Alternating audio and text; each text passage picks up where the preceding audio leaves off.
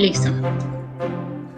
Muy, pero muy buenas tardes, queridos asistentes del Café Filó. Vamos a iniciar nuestro café del mes de agosto con un tema bastante apetecido, bastante curioso, bastante problemático. Tenemos un invitado muy especial. Él es una persona pues reconocida en el mundo de la filosofía, específicamente de la filosofía de la biología. El tema que traemos hoy es no todo es una construcción social, lo que la biología nos cuenta sobre el comportamiento. En un momento le decimos quién va a ser el invitado, ya muchos de ustedes saben porque la publicidad habla por sí sola, pero queremos agradecerle a la Alianza Francesa, agradecerle al equipo Nuevo Poliestesis y sobre todo a todas estas personas que se acercan a nosotros para sacar el filósofo que llevamos dentro. Entonces le voy a dar la palabra a mi compañera Luz Dari para que continúe con la presentación de nuestro invitado de hoy. Hola a todos y todas, buenas noches. Bienvenidos un jueves más a Café Filó. Como ya lo dijo Gladys, hoy tenemos un invitado muy especial que estará con nosotros haciendo una ponencia el día de hoy. Pero antes que nada, recordarles cómo es la dinámica del café ahora que nos encontramos en esta nueva normalidad, en esta virtualidad. Entonces, es muy sencillo. Luego de que nuestro invitado realice su ponencia, su charla el día de hoy, al final ustedes, nuestro público, pueden escribir en los comentarios de este en vivo las preguntas o comentarios que tengan acerca de la temática del día de hoy y nosotros lo estaremos compartiendo con nuestro invitado. Yo creo que ya es hora y ya es momento, son las 6:34 de la noche, ya es momento para anunciar a nuestro invitado del día de hoy. Él es Óscar Caicedo. Hola Óscar, ¿cómo estás el día de hoy?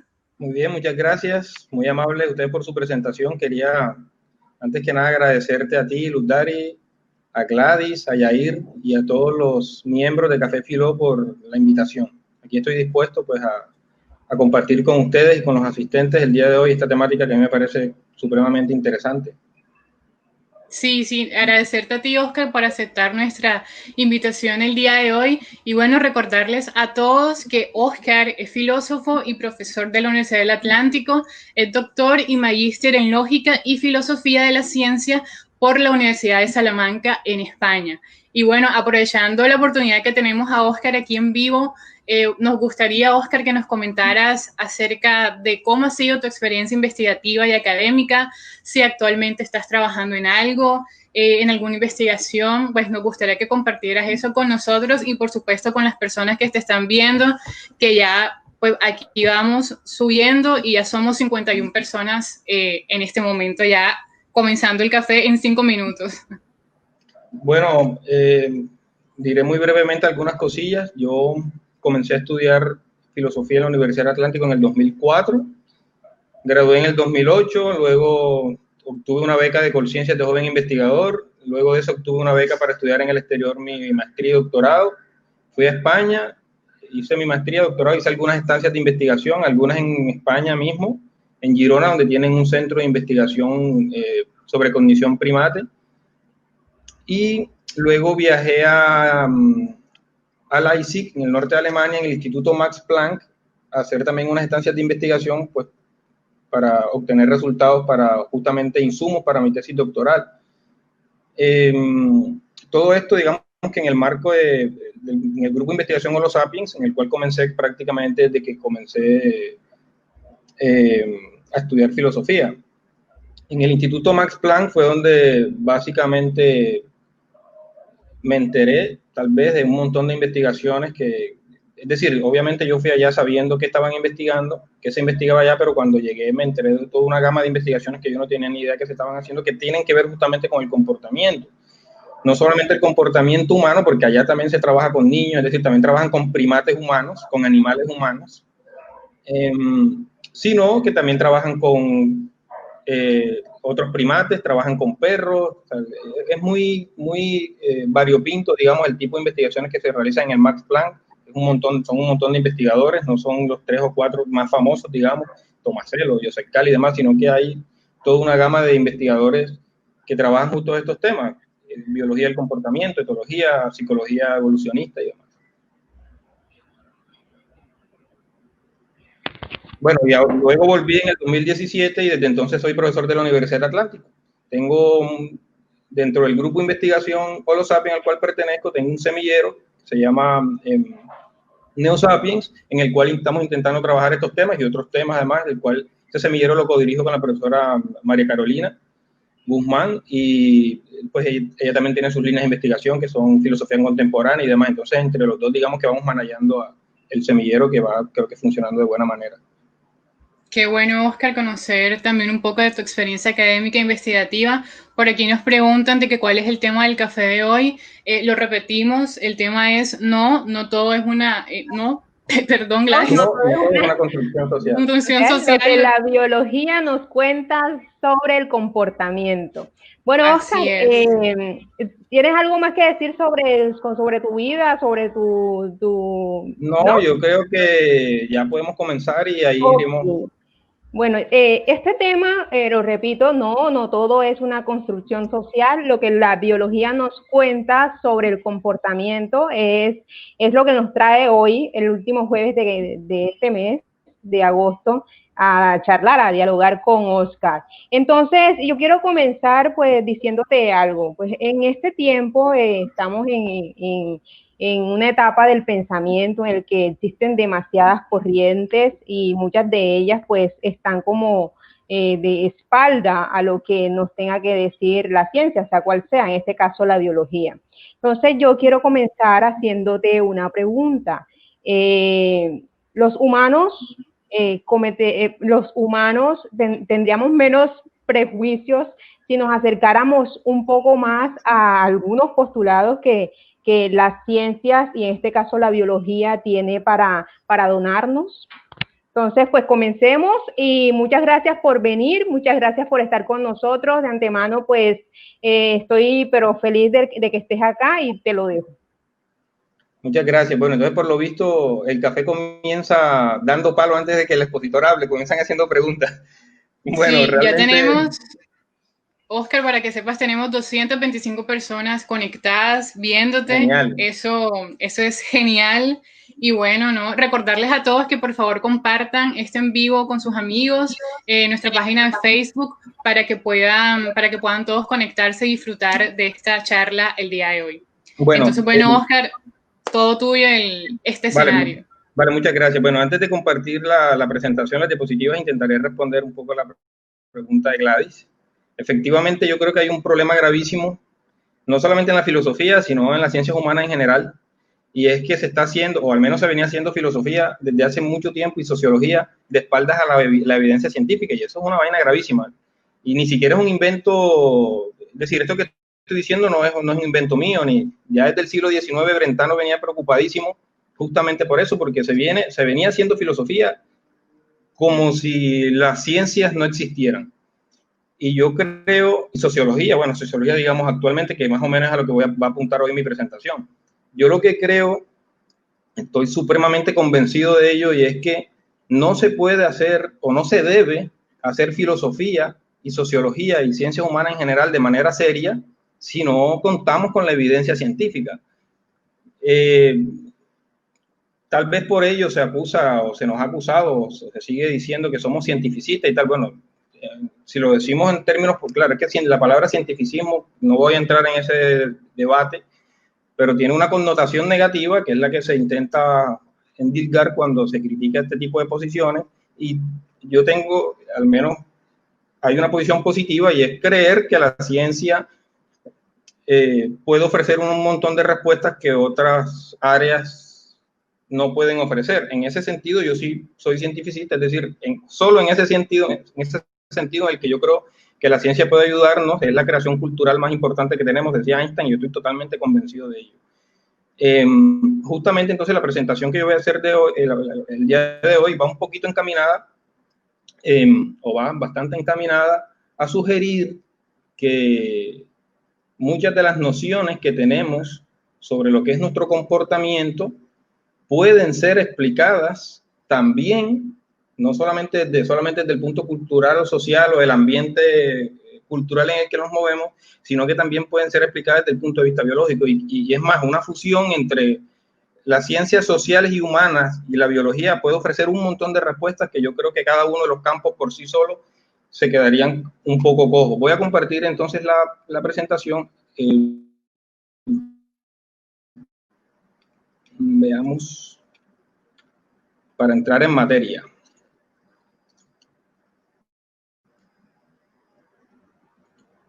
Bueno, yo supongo que ya están viendo las diapositivas, ¿cierto? Creo que sí, ¿no? ¿Puede alguien confirmarme, Luz Dari, por favor, si se ven ya las diapositivas? ¿O Gladys? Ya se ven las diapositivas, Oscar. Ok, perfecto. Hola. Bueno. Listo.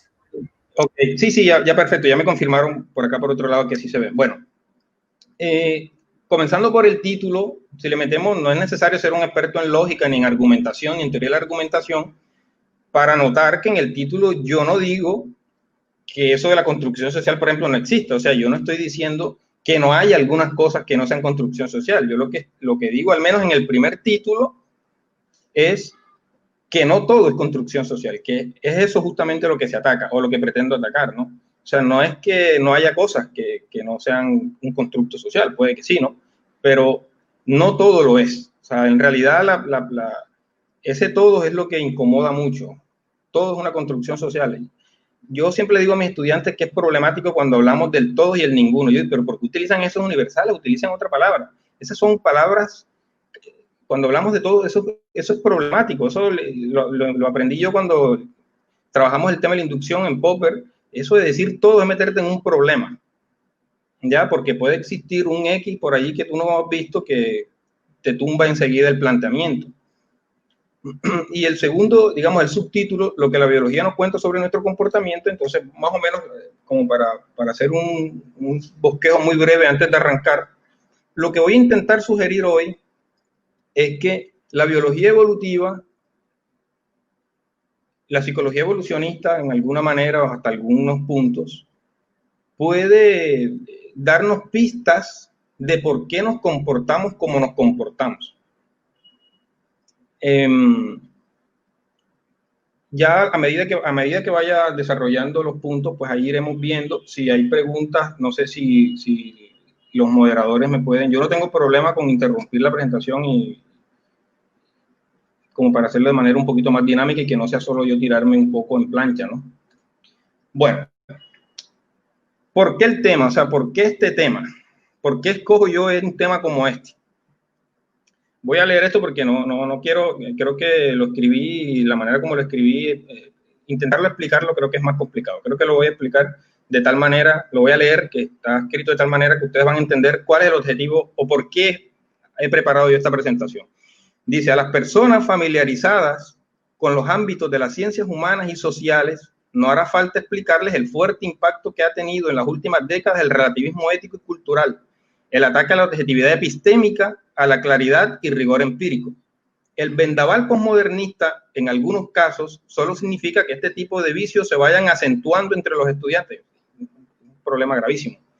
Pero en el peor de los casos, está dando origen a que los jóvenes desperdicien el tiempo y su talento en investigaciones oscurantistas y pseudocientíficas en cuanto a investigación social se refiere. Sin embargo, la responsabilidad no recae en las personas incautas, es decir, en realidad el problema no está en la persona que cree todo ese un montón de basura que se dice, ¿no? En realidad el problema está en quienes lo escriben. Porque claro, hay personas incautas que no tienen muy refinado el pensamiento crítico, porque aquí en Colombia y en Latinoamérica en general es casi que un privilegio poder refinar el pensamiento crítico. Pero aquí la gente, ustedes no ven que el ajo cura el coronavirus, y la gente lo comparte porque no está refinado el pensamiento crítico aquí. Claro, entonces a una persona le entregan un libro que lo escribió X persona y la gente se traga el cuento de que digamos que es investigación seria y no es investigación seria. En conclusión, el objetivo de esta charla es intentar hacer un aseo doméstico. Esta frase se la he robado al prologuista del libro de John Searle, que justamente voy a mencionar ahorita, que es sobre este tema, de algo de la basura que nos ha dejado el movimiento posmoderno. Bueno, esto como para que, más o menos para intentar justificar de alguna manera el porqué de hacer esta presentación. Bueno, estos dos señores que están allí son muy culpables de toda esa basura que yo les comentaba ahorita en la previa, ¿no? Berger y Luckmann, en su libro La construcción social de la realidad, es decir, las personas que consideran que todo es una construcción social es porque han leído ese libro, o han leído sobre ese libro, o han leído a seguidores de esos dos señores. Decir, digamos, ponernos a validar qué está bien dicho y qué no está bien escrito tampoco es el caso, porque igual habrá quien critique lo que uno escribe también, ¿no? O sea, de eso se trata. O sea, la academia consiste en eso. O sea, tampoco es que ahora, claro, habrá gente que crea que lo que yo escribo es basura y está bien que lo piense, ¿no? Y son opiniones. Eso son opiniones nada más. Pueden tener razón. El hecho es creer que la realidad, entrando ya en detalle en el libro, la realidad se construye socialmente. Eso es un problema, ya con esa premisa, esa vaina es una vaina problemática, hablando epistemológicamente, pero gravísima. Y es lo que preocupa hacer, que voy a mencionar más tarde. Es decir, creer ya esa vaina, esa premisa de entrada, casi que está negando que el mundo exterior existe, y es lo que hacer la Terra. Dice, pero es que esto es un ataque al realismo. O sea, esto es, y es a lo que tenemos que ponernos pilas. O sea, realmente creer que todo se construye socialmente es creer que no existen los hechos brutos. En bruto, digamos, era lo que los hechos brutos, decía John Searle. O sea, que entonces es una negación. En últimas, lo que esconde todo ese tipo de cosas es una negación realmente del mundo exterior. O sea, es un ataque frontal al realismo científico. Y la segunda premisa más famosa del libro es que la sociología del conocimiento debe analizar los procesos por los cuales esto se produce. Hace unos días yo me encontré esta imagen que están viendo allí y a mí me pareció del puta. Vi esta imagen y yo dije, pero qué cosa tan bella. Algún compañero la compartió en Facebook. Y claro, o sea, justamente más o menos eso es creer que con solo estudiar las ciencias sociales tú puedes dar respuesta a los fenómenos sociales. Es decir, los fenómenos sociales los hace la gente. La gente, es decir, las personas son animales y son desde luego animales sociales. Biológicamente estamos impulsados a ser animales sociales. Ya, o sea, estamos impulsados biológicamente a hacerlo. No somos animales sociales porque hemos creado la convención social de querer ser animales sociales. Falta ver, o sea, claro, también en última ni siquiera aceptan que son animales algunos círculos. O sea, o al menos no lo aceptan de buena gana. O al menos no aceptan que se comportan como otros animales.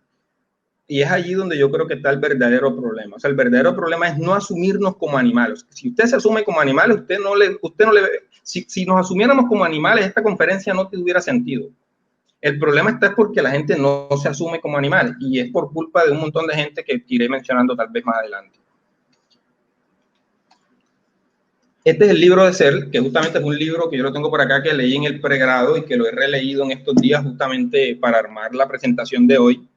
Y es una vaina hermosa porque John Searle juega con las palabras y justamente, si se dan cuenta, el título de Searle es La construcción de la realidad social. Y el título es, voy a ver si puedo devolver la diapositiva porque esta vaina, este computador mío está un poco chueco. No me va a dejar. Bueno, este es un juego de palabras. Si se dan cuenta, Searle invierte social y realidad con el libro que les mostré ahorita. La construcción de la realidad social. Dice Searle, la premisa principal, justamente contraria a la del libro anterior, no toda realidad es realidad socialmente construida. Con esta premisa ocurre lo mismo que con el título de mi presentación. No hace falta ser experto en argumentación y en lógica para saber que el señor Searle acepta que sí hay cosas que son construcción social. Lo que pasa es que no todo lo es. La segunda premisa, que era lo que yo les comentaba, la negación del mundo exterior, un ataque frontal al realismo científico. Existe un mundo real independientemente de las necesidades cognitivas humanas. El mundo existe independientemente de mi existencia. Y existirán hechos brutos independientemente de que la humanidad exista. Y en este libro ofrece ser una distinción, que aquí me parece a mí que esto es una vaina importante, entre lo que son, lo que él llama los hechos brutos, que les comentaba ahorita, y los hechos institucionales, que hay. Esos hechos sí dependen del acuerdo humano, y esos hechos, si quieren, pueden llamarlos construcciones sociales. Entonces él dice, bueno, hablemos del el ejemplo que pone Searle, me parece a mí que es bastante claro y ayuda un poco a entender qué es esa vaina de hechos brutos y hechos institucionales. Entonces él dice, bueno, pongamos un billete de 50,000 pesos.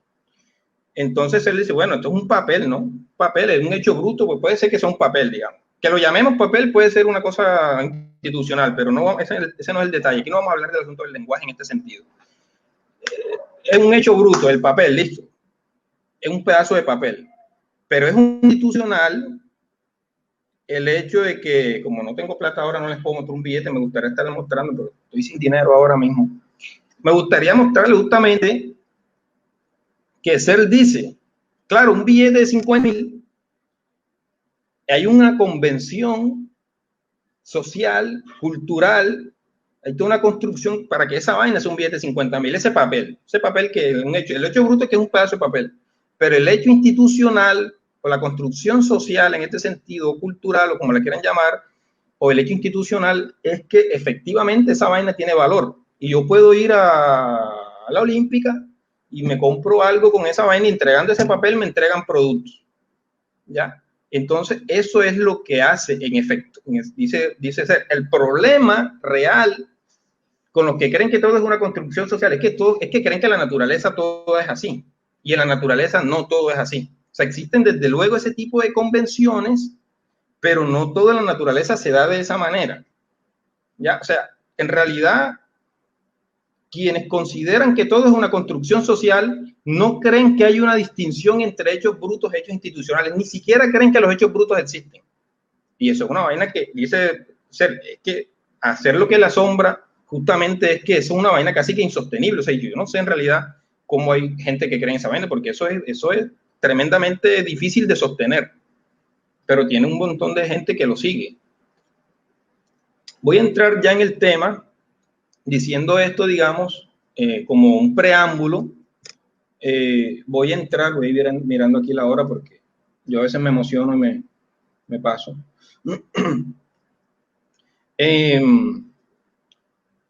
Voy a entrar entonces en el tema de lo que yo hablaba al principio, justo con la pregunta que creo que me hizo Gladys, que podemos hacer ciencias sociales y humanas teniendo un diálogo, teniendo como interlocutor al científico experimental. Yo voy a hablar del caso concreto de la biología, que son los casos en los que son los temas en los que yo estoy trabajando.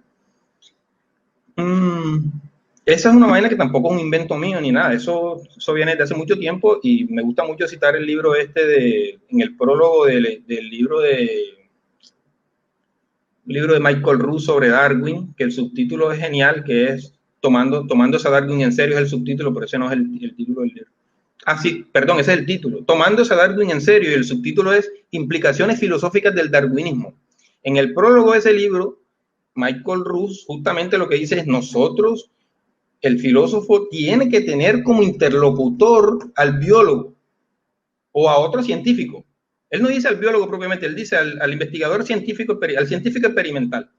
Ya, por eso fue cuando yo ahorita que me hizo la presentación muy amablemente Luz Dari, yo les comentaba que yo cuando hice mi investigación de tesis doctoral, aunque era una investigación de filosofía, yo me fui a un centro de investigación de primates y de biólogos, y había un montón de biólogos para yo poder investigar sobre un asunto que era, imagínense, el asunto de la cultura.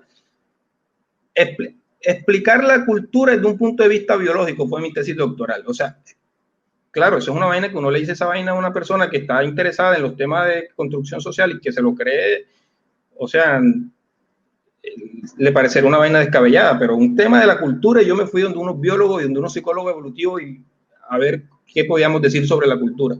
Y se hicieron unos experimentos y tal. O sea, ese tipo de cosas es lo que yo digo. O sea, en realidad lo que considero que se debe hacer, ese tipo de investigación se debe hacer de esa manera.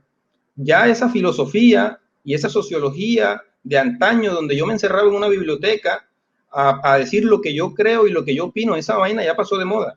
A usted, si usted a eso no, es decir, eso es la filosofía que se hacía antes, porque tal vez antes no existían las redes que existen ahora, redes de conocimiento y los contactos y las cosas, qué sé yo. Y por eso Descartes dijo el montón de disparates que dijo, fue por eso precisamente, ya.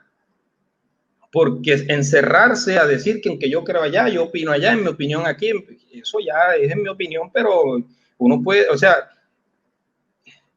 claro, en alguna clase de la maestría, yo soy profesor de la maestría también en filosofía, un estudiante me dijo, pero entonces dedíquese a la ciencia, si no le gusta la especulación. Yo digo, pero es que el asunto es que la especulación, yo no estoy diciendo que la especulación no sea, yo no estoy diciendo que la especulación sea mala, lo que digo es que la especulación tiene que ser controlada.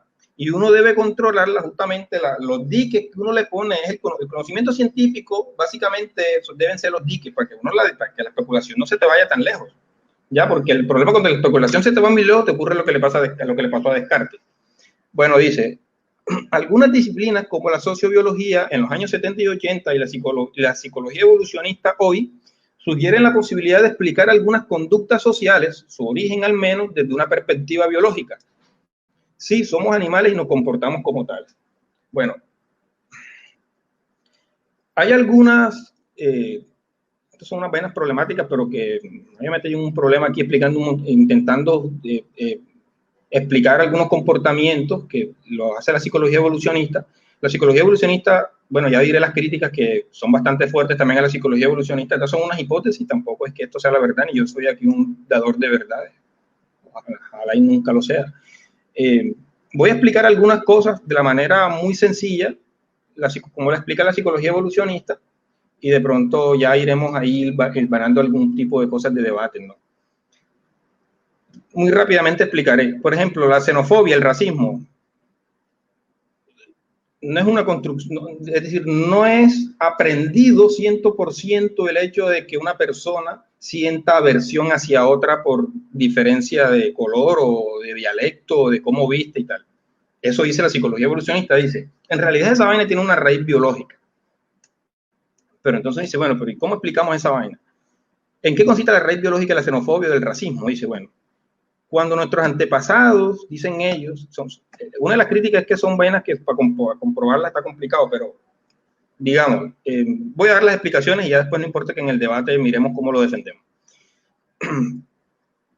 La psicología evolucionista dice, nuestros antepasados vivían en tribus. Obviamente sabemos que aún hay tribus, ¿no? Pero estamos hablando del antepasado occidental. Vivíamos en tribus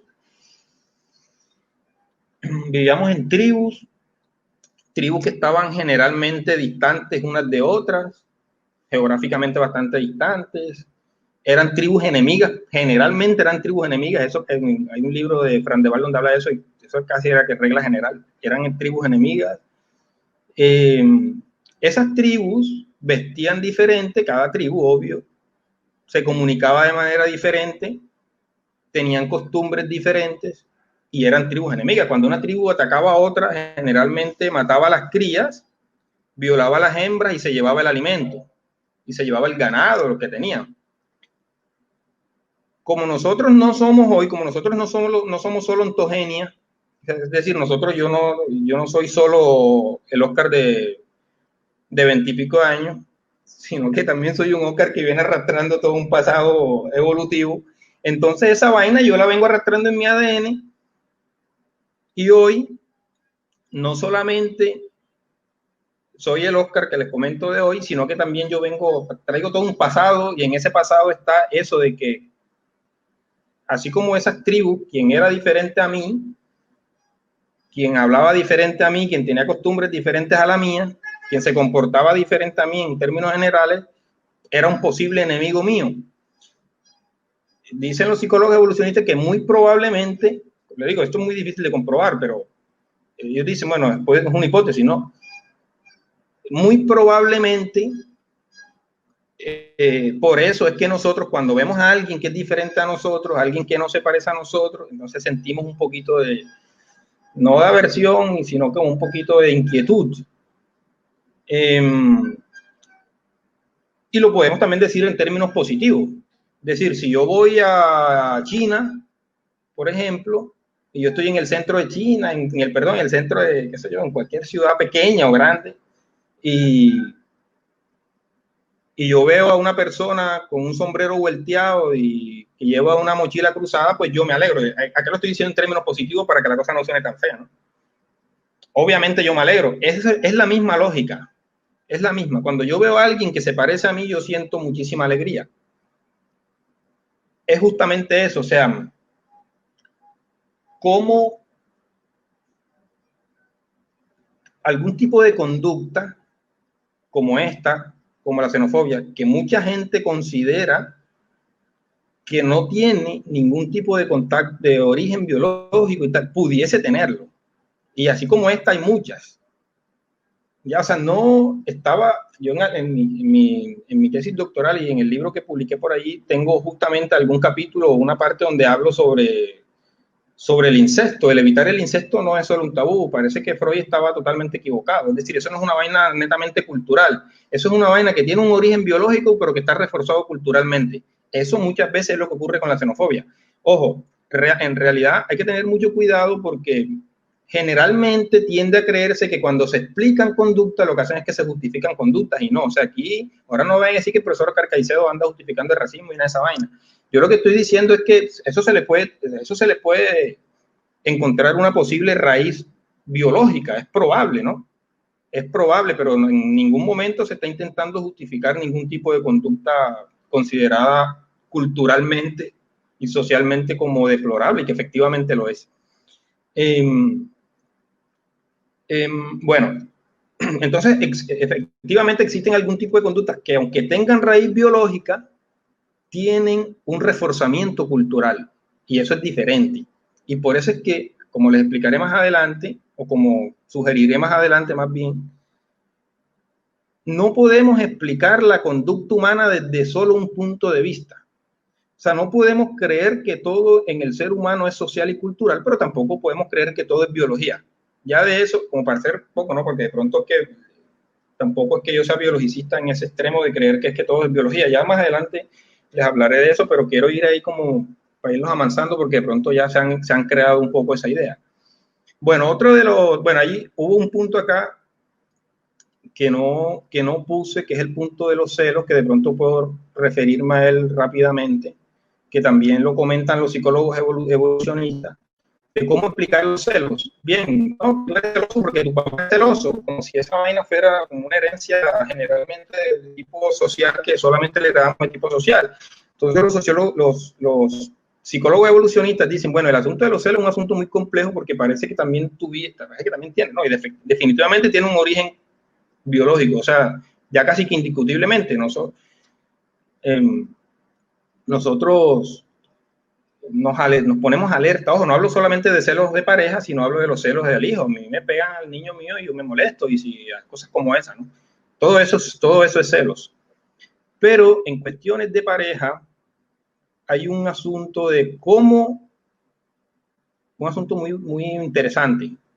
No sé si es cierto, o sea, no sé si es una hipótesis, ¿no? Pero es interesante. Le voy a hacer un comentario muy rápido sobre eso, de la manera como se asumen los celos. Bueno, sabemos que el macho de muchísimas especies, sobre todo mamíferos, generalmente es más celoso que la hembra. Los niveles de testosterona y otras cosas. Parece que eso nos hace más celosos a los machos. Eso no justifica, desde luego, que un tipo agreda a la novia o a la esposa, desde luego que no. Pero parece que se es más celoso por los niveles de testosterona y otras cosas. Pero los psicólogos evolucionistas han intentado explicar la manera como se asumen los celos, cómo se asumen esos celos, es decir, cómo las asume el macho, los celos, y cómo los asume la hembra. Parece, dicen ellos, que la hembra es más celosa sentimentalmente, mientras que el macho es más celoso sexualmente. La explicación que ellos dan es que parece que el macho, el temor que tiene es de terminar criando hijos ajenos sin él saberlo, ¿no? Yo creo que salió una noticia en Caracol que un tipo tenía 9 hijos y después descubrió que era estéril. bueno, cosas como esa es lo que los psicólogos evolucionistas dicen que es probable. Lo que alerta al macho muchísimo es que él puede terminar criando los genes que no son de él. Por eso el macho es más celoso sexualmente, dicen los psicólogos evolucionistas. Y probablemente la hembra, dicen ellos, la hembra es más celosa sentimentalmente. O sea, el macho sexualmente y la hembra sentimentalmente, porque dice, cuando el macho se enamora, descuida el hogar. Es decir, cuando el macho se enamora, pierde total interés. O sea, es muy fácil, bueno, es que también es hasta, o sea, es muy fácil generalmente que la hembra se dé cuenta que el tipo, hablando en términos humanos, está enamorado porque ocurre que pierde, o sea, se le nota muy fácilmente cuando anda por otro lado. La hembra parece que en estos términos es más, se mueve mejor, ¿no? Hay un dicho muy, que los hombres, no es que sea real, ¿no? Sino que hay un dicho que dice que los hombres engañan más, pero las mujeres engañan mejor, algo así, pero no se trata de eso propiamente, pero en realidad lo que dice la psicología evolucionista es que la hembra puede tolerar muy fácilmente que el tipo se acueste con otra mujer. Ojo, estamos hablando aquí de promedios, no, ahora no vamos aquí con casos particulares. Esos son promedios.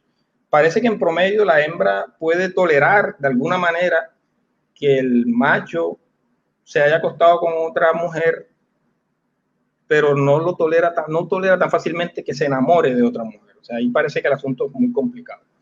Hay unas diferencias conductuales, justamente dicen ellos, entre los comportamientos y la psicología de los hombres no es igual a la psicología de las mujeres, y bueno, hay un montón de argumentos sobre eso, que de pronto los iré tocando aquí a medida que vaya avanzando la presentación. En cuanto a la búsqueda de pareja, ellos tienen la manera como cortejamos y de quién nos enamoramos. Los psicólogos evolucionistas también tienen algún tipo de, dicen, bueno, este tipo de cosas no son solamente culturales.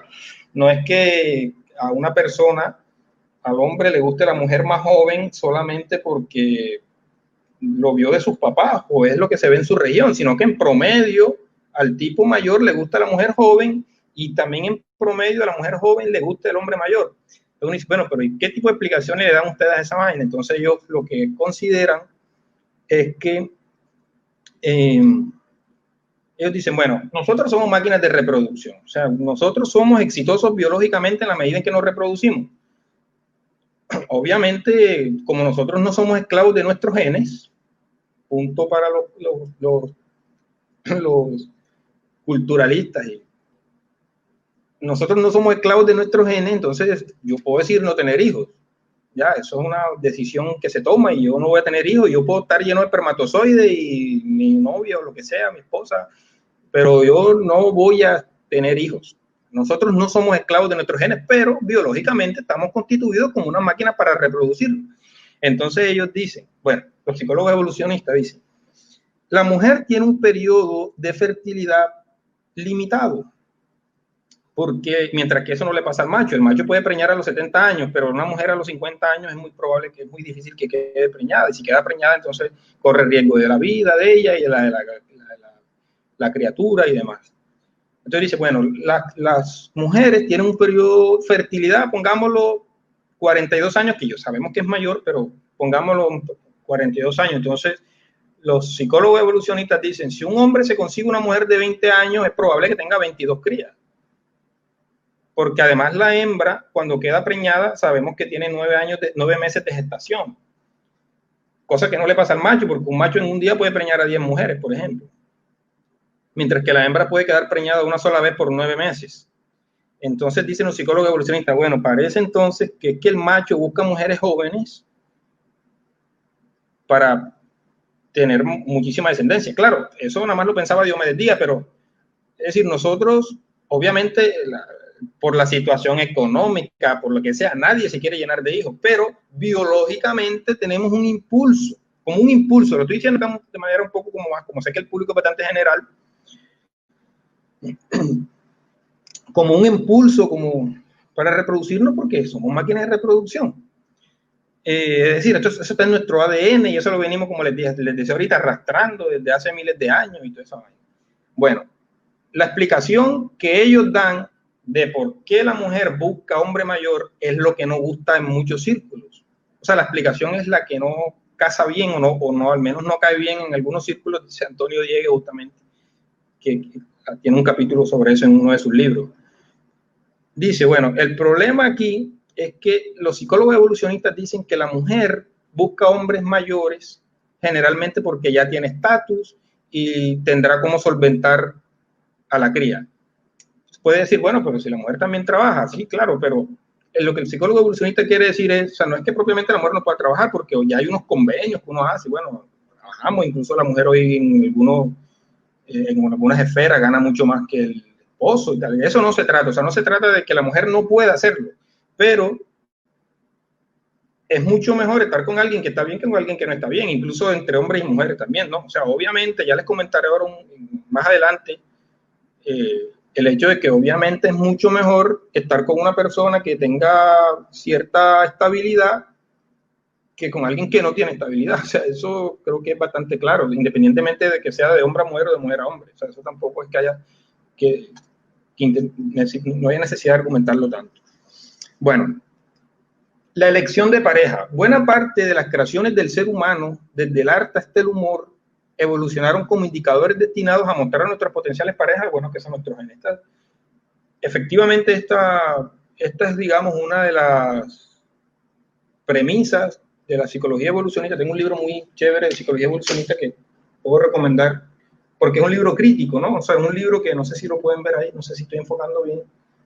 Psicología evolucionista, una introducción crítica, y es una compilación donde hay un capítulo justamente sobre selección sexual y otros capítulos sobre cognición y demás. Y básicamente uno de los postulados básicos es que nosotros, como somos máquinas de reproducción, siempre andamos buscando pareja. O sea, nosotros somos promiscuos por naturaleza. Eso tampoco puede entrar en discusión en el sentido de que no es que la persona sea promiscua porque lo vio del abuelo o tal. Somos promiscuos por naturaleza. Todos los primates son promiscuos. Incluso solo el 3% de los mamíferos no son promiscuos. O sea, tampoco es que eso sea nada extraño. Pero efectivamente nosotros, es decir, parece que es como un autoengaño ese de que yo me he visto es para mí, dicen los psicólogos evolucionistas. O sea, nosotros, dicen los psicólogos evolucionistas, así como la hembra de un ave que no recuerdo ahora, es muy linda y tiene una cola muy linda y tal, y si eso le sirve obviamente para el cortejo con el macho, así la hembra también se engalana cuando tiene una cita. O sea, pero es que eso tampoco tiene nada extraño. O sea, yo no uso colonia aquí dentro de mi casa, yo uso colonia cuando voy para la calle. Y yo me he visto cuando voy para la calle. Yo aquí en mi casa ando en harapo y ando en pijama y cosas como esa. Y yo no me pongo una corbata para verme alerta aeropuerto. O sea, yo generalmente me he visto bien cuando sé que voy para la calle y uno nunca sabe, dice uno nunca sabe. O sea, ese tipo de cosas yo no creo que haya que darle tampoco tanta... O sea, no, son cosas como muy básicas, ¿no? O sea, no creo que eso haya que explicarlo o justificarlo de manera tan extensa, quiero decir. Aquí es donde hay un problema, que considero que esto es problemático, pero hay que entender que esto es un libro, bueno, haré más bien la introducción para que me entiendan. Esto es un libro que escribió Charles Darwin en 1871, por acá lo tengo. Libro de 1871 que escribió Darwin justamente sobre la selección sexual.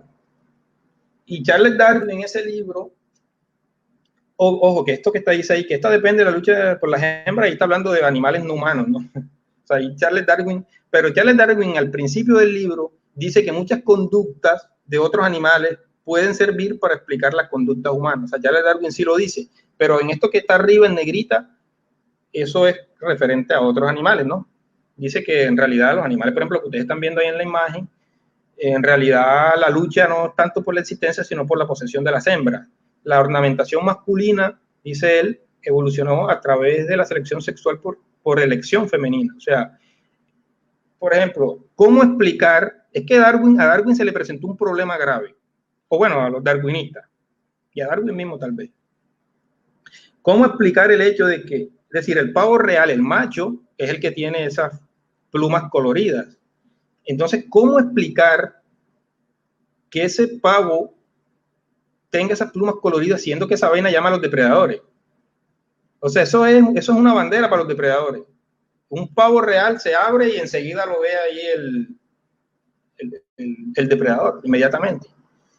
Entonces Charles Darwin o los darwinistas, la explicación que dan es, claro, eso fue seleccionado para perdurar en el tiempo porque las hembras seleccionaron eso. O sea, en realidad, como a las hembras les gusta el plumaje colorido, eso pesó más que el hecho de que eso llamara a depredadores, y se ha seleccionado y ha durado a través del tiempo el plumaje colorido del pavo real. Dice, igual las armas de combate que evolucionaron para competir con otros machos por las hembras. El asunto de utilizar regalos como intercambio sexual, digamos que parece que, al menos según dicen los psicólogos evolucionistas, no es exclusivo de los seres humanos. Parece que otros animales utilizan esa estrategia. Bueno, tal vez estoy diciendo lo contrario. De pronto no es que, o sea, de pronto otros animales lo hacen como intercambio sexual y nosotros lo hacemos por otra cosa, pero puede ser extrapolable, digamos, lo que hacen otros animales. Por ejemplo, el alcaudón real que toma ratas o ratones y lagartijas y las inserta en la espina, y la hembra, y varios lo hacen, y la hembra termina escogiendo el macho que ofrece el mejor banquete. Parece que cuando nosotros damos regalos y demás, parece que no lo hacemos de manera tan ingenua. O sea, no lo hacemos de manera tan limpia, ¿ya? Al menos no en todos los casos, no en todos los casos. No estoy diciendo ahora, tal vez yo le he regalado cosas a personas que me están escuchando ahora y van a creer que yo... No, yo en realidad estoy diciendo que hay cosas que parece, ¿no?, que hay una estrategia que es ancestral, que consiste en dar cosas, dar dádivas, para que a uno le presten atención. Dice, la seducción mediante recursos, esto es una cita de Trivers, del año 1972, que es un libro, una compilación que se hizo justamente sobre el libro de Darwin, 100 años después. Dice, la seducción mediante recursos o regalos activa emociones y existe entre los machos de muchas especies animales. En todos los casos, la hembra es más selectiva que el macho, pues es ella la que generalmente cuida a las crías. Obviamente acá estamos hablando de animales no humanos, ¿no? Gracias a este mecanismo de las hembras es que estamos vivos, ya aquí hablando en términos humanos. Las hembras menos cuidadosas al seleccionar machos dejan menos descendencia porque sus hijos tienen menos probabilidades de morir. Mira, esta es una vaina que esto puede sonar fuerte de pronto, pero que Trivers lo explica de alguna manera, de manera bastante buena. Él dice, la hembra, ¿por qué la hembra es la que selecciona?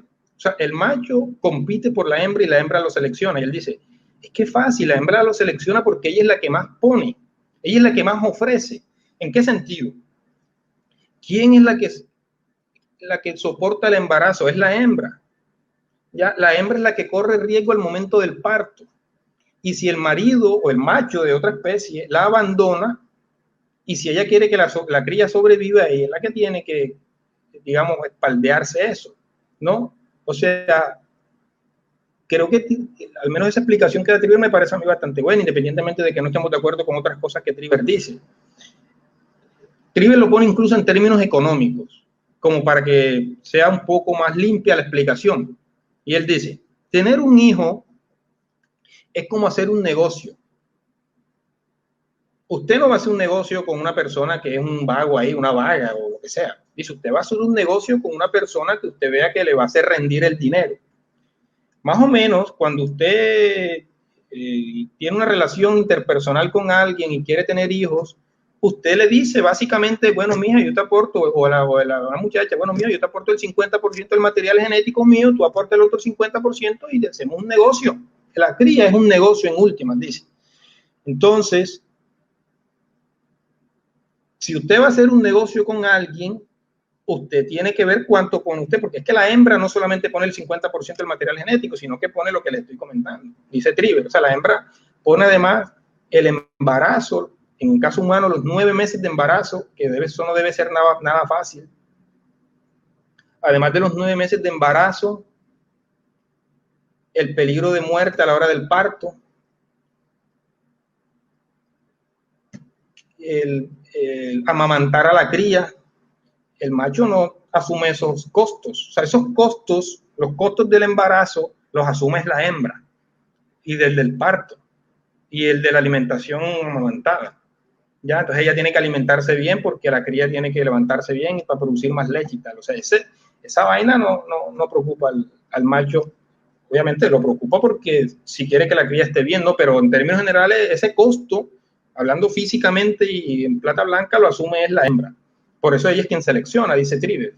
¿Ya? O sea, tampoco es que sea que ella sea interesada, es que él intenta justificar la expresión esa de que la hembra, cuando lo que hablo del estatus y tal, es que, claro, es que él dice, o sea, en realidad no es que propiamente se esté diciendo que la hembra es una mujer interesada, en el término humano, sino es eso, o sea, es que ella no se puede dejar preñada de cualquiera, porque ella asume esos costos.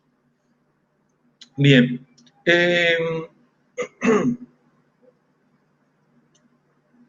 Entonces, digamos, en términos generales, al menos hasta lo que hemos explicado hasta ahora, es que vemos que algunas conductas, estoy poniendo como algunos ejemplos que se trabajan desde la psicología evolucionista para sopesar un poco la tesis de que todo es una construcción social.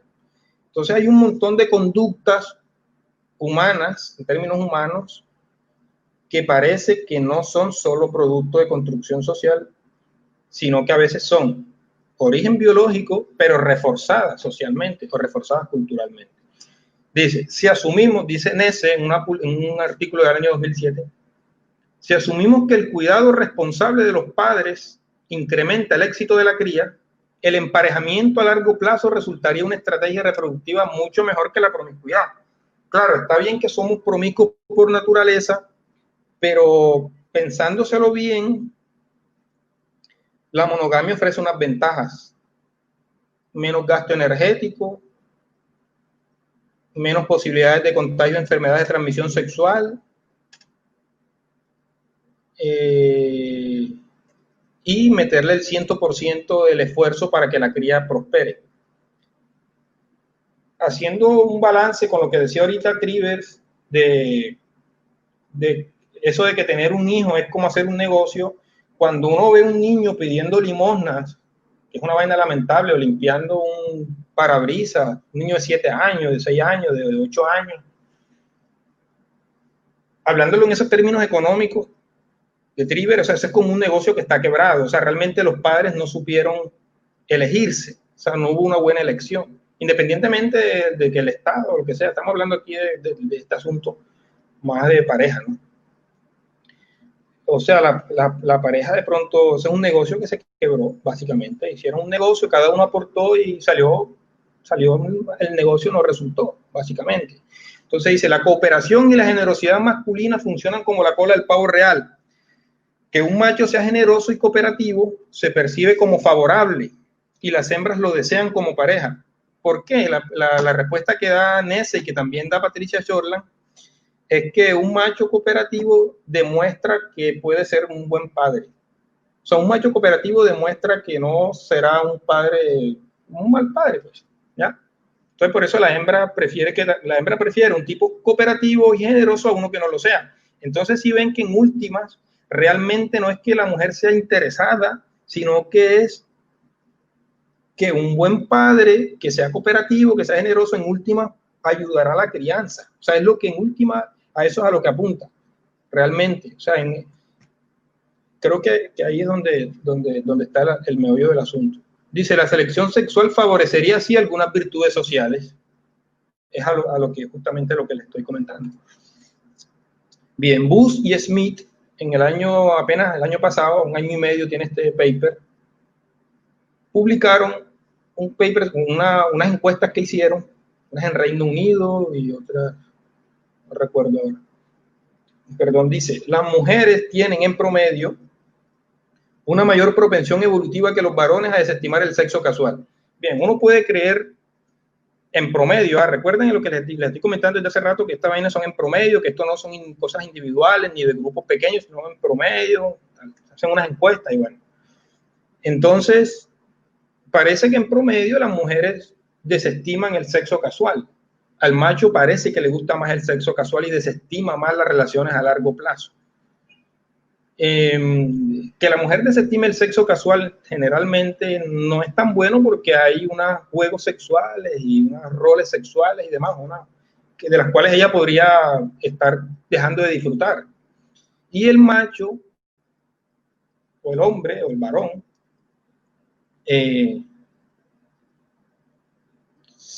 como les gusta más, o son más dados a las relaciones a corto plazo, o sea, son más dados al sexo casual que a las relaciones a largo plazo, probablemente se están perdiendo de disfrutar de las ventajas del apego y del fortalecimiento de los vínculos de pareja y tal. Podríamos creer que es algo aprendido socialmente o que es una construcción social o qué sé yo, el hecho de que nosotros, por ejemplo, los varones, los machos, en promedio, no nos gusten las relaciones a largo plazo.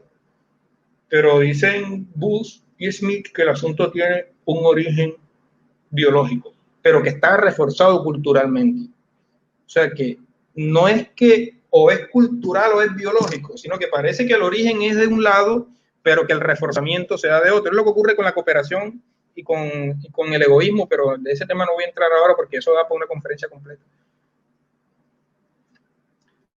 Que nosotros efectivamente, diré muy rápidamente, nacemos con algunos caracteres positivos, la cooperación, y negativos, el egoísmo. Digo entre comillas negativo el egoísmo porque el egoísmo justamente ayuda a la supervivencia. Si yo doy todo lo que tengo, estaría ahora viviendo no sé dónde, a un puente tal vez. Entonces, uno no puede dar todo lo que tiene. O sea, el egoísmo es importantísimo. Los niños nacen cooperativos casi que 100%, dice Michael Tomasello en una investigación que se llama ¿Por qué cooperamos? Y dice, luego, después cuando ellos comienzan a detectar las normas sociales, ellos se dan cuenta que, y ahí es donde se ponen egoístas, que es necesario, uno no puede ser completamente,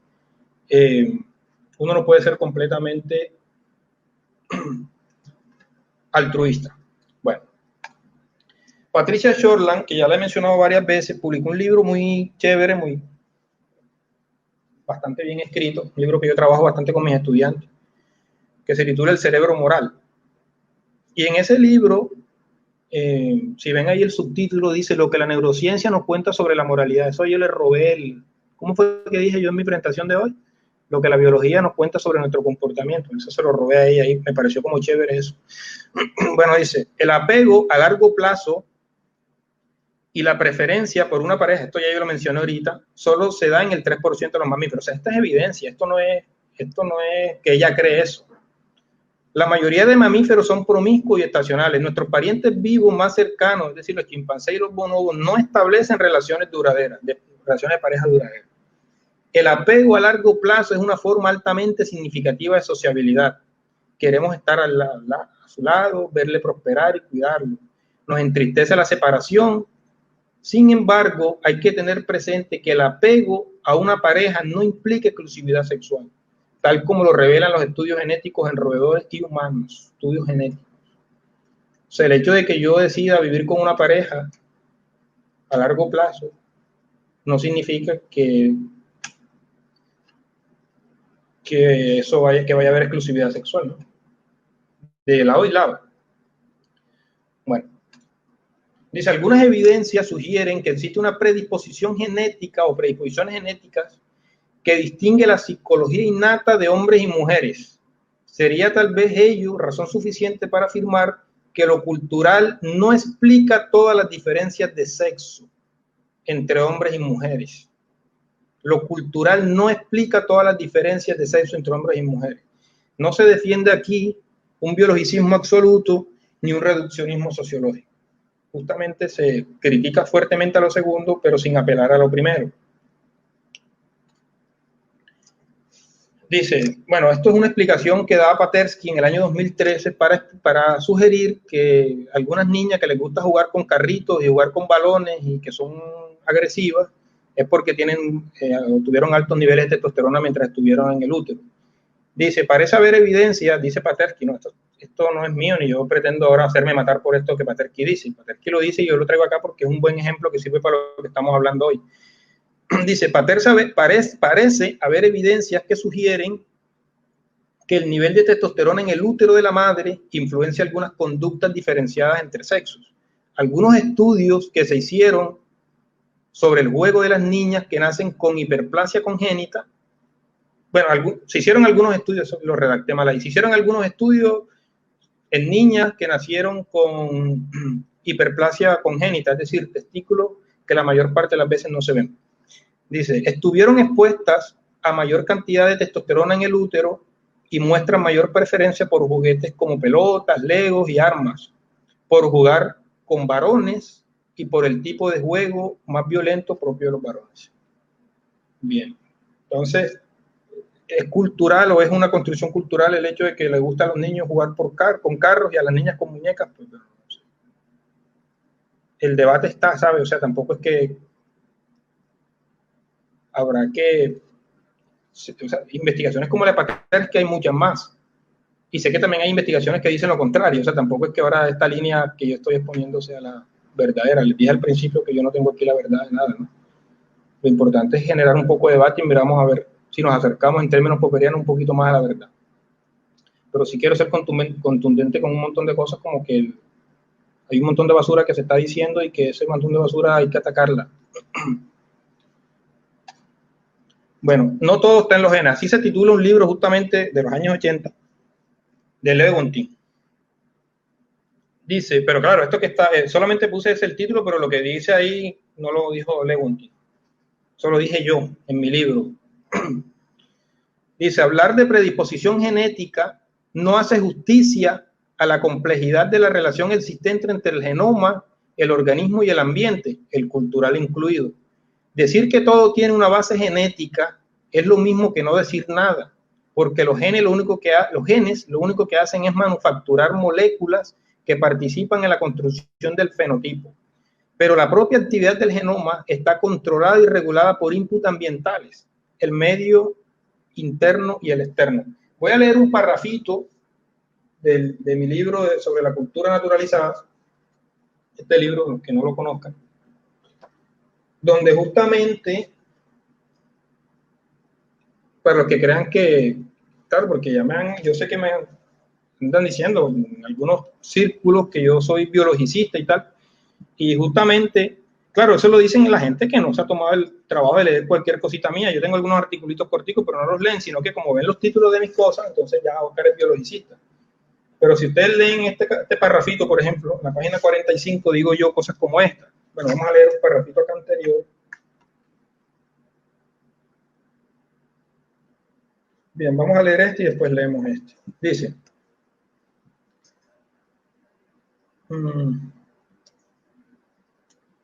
No, más bien vamos a leer este solamente ya porque el tiempo no da para tanto.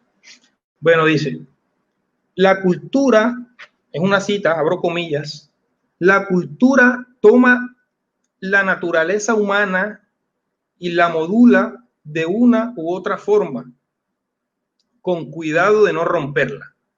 Eso lo dice Fran de Waal. La cultura, ojo, o sea, que es que aquí no se está negando el papel importantísimo que tiene la cultura. La cultura toma la naturaleza humana y la modula de una u otra forma con cuidado de no romperla, escribe Fran de Waal. Cierro comillas. Luego continúo yo.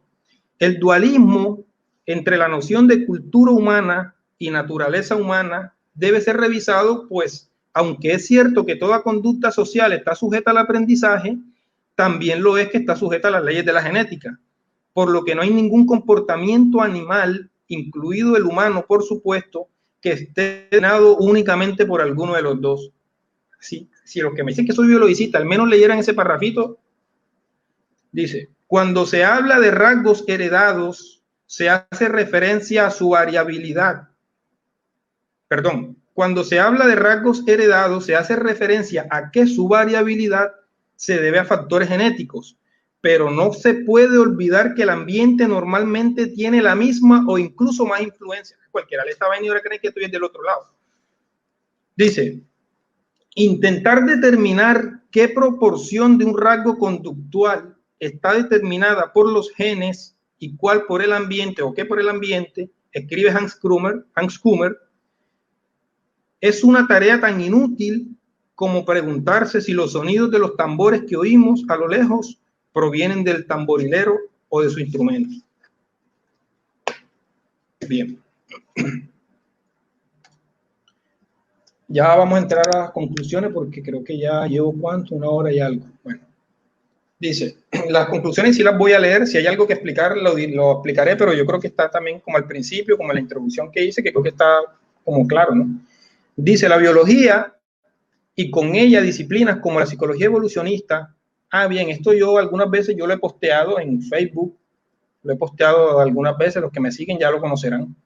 Dice, la biología y con ella disciplinas como la psicología evolucionista ha intentado ofrecer algunas explicaciones, no justificaciones. Ojo, aquí no se está intentando justificar que el macho es agresivo, que esa vaina se está justificando aquí.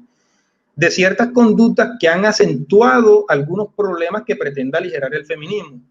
Algo así como que el feminismo nos sugiere cómo deben ser las cosas y la biología el por qué se dan ciertas cosas, pero no necesariamente son excluyentes. Esta vaina ya yo le he dicho en otras partes. Dice, ya nos recordaba Antonio Diegues, filósofo español, que del hecho de que una conducta pudiera tener una raíz biológica, como la xenofobia o algunos rasgos machistas, por ejemplo, no se sigue necesariamente que no podamos aspirar a mejorarla. No somos títeres pasivos de nuestros genes en todas las esferas, pero además, creer que porque algo tenga una raíz biológica es por ello necesariamente bueno es una falacia naturalista. Yo creo que esto ya está bastante claro, el hecho de que algo sea natural no lo hace bueno, ¿ya? En falacia naturalista cae un montón de gente que incluso intenta defender cosas que son defendibles desde todo punto de vista, pero caen en la falacia naturalista. O sea, es muy fácil en realidad caer en falacia naturalista. Para terminar, una cita de Fran de Waal nuevamente, aunque vivimos en ciudades y estamos rodeados de automóviles y ordenadores, seguimos siendo esencialmente los mismos animales con los mismos anhelos y necesidades psicológicas. Cierro comillas. En efecto, somos animales, nos comportamos como tales y resolvemos los problemas como tales. Somos animales sociales porque nuestra naturaleza es serlo. Cooperamos porque eso refuerza nuestra socialización y porque cooperar posibilita nuestra supervivencia. Hemos vivido más tiempo en la selva y en las llanuras que lo que llevamos viviendo en las ciudades. Eso es todo.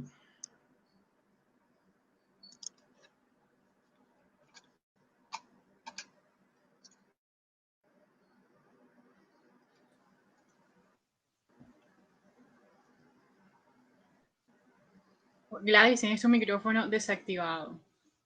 Puedes activarlo para que te podamos escuchar. Muy bueno, Oscar, muy interesante. Tu posición me parece pertinente. Sin embargo, tengo que decir que tenemos una batalla campal en los comentarios.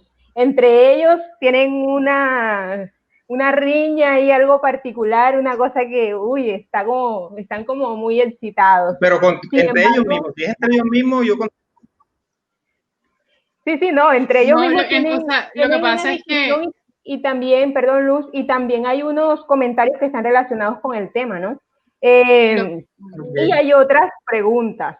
Entonces, nosotros vamos a omitir las conversaciones que se han generado por el tema y por tu posición y por la posición de otras personas que están aquí en nuestra presentación. Pero eso va a quedar disponible, yo lo puedo ver después. Sí, claro, todo. Imagínate que tenemos más de 400, ¿verdad, Luz? Más de 400 mensajes, más de 400 comentarios. Es que la interacción ha sido tanta que hay comentarios que se nos han perdido. Entonces vamos a tratar de seleccionar algunos que ya pues pudimos capturar antes y le pedimos al público que si tienen preguntas, ahora las puedan hacer para nosotros poder proyectar los comentarios y las preguntas pues y que Oscar pues las pueda leer. Yo en realidad creo que independientemente de que estén a favor o en contra de lo que uno haya dicho, si genera ese tipo de cosas, creo que es importante. O sea, es que igual yo no creo que estos temas dejen a uno quieto. O sea, yo creo que estos temas inquietan y yo creo que fue justamente uno de los objetivos, ¿no? Bueno, Oscar, ahí tenemos la primera pregunta, mira. Te pregunta Camilo Rendón. Profesor. Sí, había la pregunta de Camilo. ¿En qué medida considera que algo es una construcción social? O sea, es que hay como varias aristas de qué se considera una construcción social. Al menos en la manera como lo trabaja John Searle en este libro, yo considero, como John Searle también lo considera, que existen efectivamente lo que él llama los hechos institucionales. O sea, yo sí creo que hay algunos tipos de... O sea, no es que la construcción social no exista. O sea, puede haber algo de construcción social en algunas cosas, Lo que pasa es que no todo lo es. ¿Qué puede ser una construcción social? ¿Qué sé yo? Podemos hablar de algunas cosas como, podemos llegar a algunos acuerdos para coger la monogamia, encasillarla, por ejemplo, en algo como el matrimonio, qué sé yo. Esas son creaciones culturales propiamente, ¿sabes? O sea, esas son creaciones culturales que son netamente humanas, ¿ya? Que esa no sea que el asunto de la construcción cultural, de la construcción social tiene muchas aristas. O sea, hablar de construcción social unilateralmente es muy complicado. Uno tiene como que ceñirse a, bueno, construcción social como la define tal, o construcción social, pero construcción social en bruto casi que es complicado. Yo al menos me gusta la crítica que le hace John Searle a los autores que yo comento ahorita. Mira esta pregunta, ¿por qué nunca tuviste en cuenta los avances de la neurociencia para analizar el comportamiento? Pues yo creí que lo había hecho, ¿no? Yo no, justamente el libro de Patricia Shortland es un libro que básicamente gira en torno a las neurociencias, es un libro de moralidad, de ética y filosofía, pero que gira en torno a las neurociencias, y lo mencioné muchas veces y lo cité y lo puse en pantalla, a menos que la pregunta se haya hecho antes de eso, no sé, la pregunta es reciente, no sé si él no vio eso. Sí, o posiblemente entró en otro momento cuando tú ya habías hablado. Yo no hablé propiamente de las neurociencias como tal, pero cité un libro de neurociencia, o al menos de neurofilosofía, que es el libro de Patricia Shortland, El cerebro moral. Bueno, aquí tenemos un comentario súper largo, pero... Vale, déjame leerlo yo, algo que es más fácil para mí. Dice, al principio se mencionan los hechos brutos y los hechos institucionales. ¿Esto tiene alguna relación con la teoría de la complejidad, en donde se habla sobre la realidad compleja y la realidad elemental? No lo sé, no sé. Honestamente no lo sé, Sebastián. Dice, en parte, ¿en qué se relacionan las humanidades con ciencias naturales, como la biología y tal? Bueno, las humanidades, lo diré de manera muy breve. Lo primero, no lo sé si eso se relaciona con la teoría de la complejidad. Le preguntará a un compañero mío que trabaja ese tema, a Eric Rubio, no sé si Sebastián es estudiante de la Universidad de Atlántico. Eric Rubio, el experto que conozco personalmente sobre complejidad, y probablemente él nos dé algunas pistas sobre eso. Y lo segundo, ¿en qué se relacionan las humanidades con las ciencias naturales? Pues es que las humanidades tratan de humanos y los humanos somos animales y la biología trata de animales. Entonces yo creo que ahí, si nos vamos argumentando de esa manera, se justifica el hecho de que la biología, que haya una interacción, que tampoco esto es algo nuevo que yo estoy proponiendo. Es decir, ya esto esto se viene haciendo desde hacía mucho tiempo, pero en el año 75 se institucionalizó con este libro.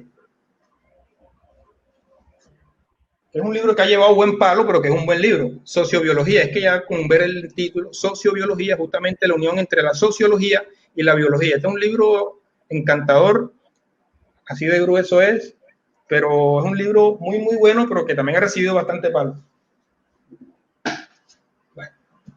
Vale. Pues, bueno, no sé si... Sí, pero antes de esta voy a decirte una que todavía no hemos seleccionado para que no se me pase, y es con relación a las conductas homosexuales en la naturaleza. Sí, bueno, yo más o menos sé o intuyo hacia dónde va dirigida la pregunta. Cuando dije ahorita que algunas cosas que son defendibles caían en falacia naturalista, es justo eso. O sea, generalmente cuando hay personas que intentan defender las posiciones homosexuales, utilizan la expresión, pero si eso se ve en la naturaleza, no somos nosotros los únicos que lo hacemos. Es decir, existen otros animales que también tienen conductas homosexuales. Eso es falacia naturalista. Es decir, el hecho de que otros animales lo hagan no necesariamente es bueno. Ojo, yo no estoy diciendo que sea mala la conducta, lo que digo es que el argumento es malo. ¿Sí me doy a entender? O sea, lo que estoy diciendo es que el argumento no ayuda, ¿ya? Es decir, las conductas homosexuales, pues yo no estoy en contra de eso. Me refiero es que el argumento que incluso personas, o sea, cuando una persona intenta justificar las conductas homosexuales utilizando ese argumento, se está clavando el cuchillo en la garganta, porque eso es una falacia, ¿ya? Entonces supongo que por ahí es donde va la pregunta, no sé. Sí, más o menos. Por ahí vi una de Hula, no sé, o no sé. La de Hula. Lo que te dije hace un momento lo dijo Hula, ¿no? Tendría que... sí, era... No, pero la de Hula estaba allí, ¿no? Sí. Bueno, y había otra de Hula. Sí, vi otra por ahí ahora, no sé. Bueno, vamos a leer bueno, esta y luego vamos la de Hula, ¿vale? esta. Porque creo que esta fue primero. Dice, se diferencian los seres humanos de otros animales que al desarrollar la producción generan relaciones sociales de producción. Que generan relaciones. Voy a leerla nuevamente porque parece que no la entendí. Se diferencian los seres humanos de otros animales que al desarrollar la producción. Como de medios de producción, me imagino. A eso me imagino que se refiere. ¿Será? A ver, será. Generan relaciones sociales de producción que condicionan la forma de pensar. En realidad no entiendo la pregunta. Si él la pudiera muy gentilmente escribirla nuevamente como un poquito más clara, ¿vale? Mira, esta es la de Yula. Dale, dice Jula, dice, ¿por qué exponer esto desde las conductas sexuales de macho-hembra? Ok, pues no sé, es una de las tantas opciones, he podido hacerla de pronto solamente desde ese punto de vista y no desde el punto de vista de macho-hembra, efectivamente, sí, es una pregunta bastante pertinente, pero lo que le digo, no sé, tengo más bibliografía sobre este tema, o sea, me acomodo a lo que conozco más. También eso lo puede hacer cualquier expositor o cualquier escritor, siempre se acomoda a lo que tiene a la mano, ¿no? Sí. Daniela Paz dice, ¿conoce el libro Primatas y Filósofos? Claro, es un libro clave. ¿Cuál es su reflexión o razonamiento sobre las pautas sociobiológicas, sobre el altruismo? Yo sobre eso me puedo extender. Es que sí, o sea, esta vaina, lo que dice Daniela aquí, esto da para una conferencia completa. Pero sí, efectivamente, el altruismo, Triver, el que yo cito ahorita, justamente, a él lo cita mucho Fran de Waal. Yo tengo los libros, casi todos los libros de Fran de Waal, a mis estudiantes los pongo a leer Fran de Waal porque aunque yo me he distanciado bastante de algunas posiciones de él, al menos explica cosas de manera bastante buena. En el libro Fran de Waal, en realidad el libro Primatas y Filósofos es una compilación de unas conferencias. Hay unas de Fran de Waal, hay unas de Philip Kitcher y hay unas de otra persona que no recuerdo. Las posiciones de Fran de Waal obviamente son unas posiciones bastante biologicistas, pero no, como vieron ahorita que yo lo cité ahorita, lo cité 2 veces incluso y en mi libro lo cito bastantes veces. Son posiciones bastante biologicistas, pero que no desconocen el lado social y cultural de nuestras conductas y de las conductas tal vez de otros animales. Respecto al altruismo, voy a decirlo muy brevemente y de manera muy esquemática. En biología se habla de varios tipos de altruismo, pero esos 2 tipos de altruismo están enfocados en 2 principales, el altruismo recíproco y el altruismo desinteresado. El altruismo recíproco es yo te ayudo y tú me ayudas, yo te rasco la espalda y tú me la rascas después. Y el altruismo desinteresado es yo te ayudo a cambio. Pero parece que la neurociencia está ofreciendo un montón de explicaciones respecto a eso y está diciendo, no, es que en realidad ese altruismo desinteresado no es tal, porque cuando tú ayudas, tu cerebro tiene unas descargas de ciertos neurotransmisores que te hacen sentir bien. Ya te dan tranquilidad, te hacen sentir chévere, entonces eso no fue tan gratuito, es decir, tú diste un dinero a un desconocido porque le faltaban el autobús, pero ya tú te sientes el tipo que ya te ganaste el cielo, ¿no? O la mujer que ya te ganaste el cielo, o sea, ya te sientes chévere. Entonces tienes una descarga de dopamina, o de lo que sea, dopamina no solamente, lo que quiere decir que no fue tan gratuita esa ayuda que tú diste, no fue tan desinteresada. ¿Y para qué lo hace el cerebro? Estoy hablando como si el cerebro fuera otra cosa y no nosotros mismos. El cerebro lo hace para que tú sigas ayudando, porque somos animales sociales y nos necesitamos unos con otros. Necesitamos cooperar mucho entre nosotros mismos. Esta es la siguiente pregunta. ¿Hasta qué grado, saludos también para ti, Luis Rafael, dice, ¿hasta qué grado se puede evitar la falacia naturalista para tratar de entender que la base de nuestro comportamiento es biológico? No, yo creo que la falacia naturalista hay que intentar evitarla a toda costa porque, como yo decía ahorita, es muy fácil caer en ella. Solamente es no intentar justificar moralmente ningún comportamiento basado en lo biológico. ¿Ya? O sea, no, que es bueno hacer tal cosa porque biológicamente yo nací así, o es malo hacerlo porque biológicamente no está, o es bueno porque otros animales también lo hacen, o es malo porque otros animales no lo hacen.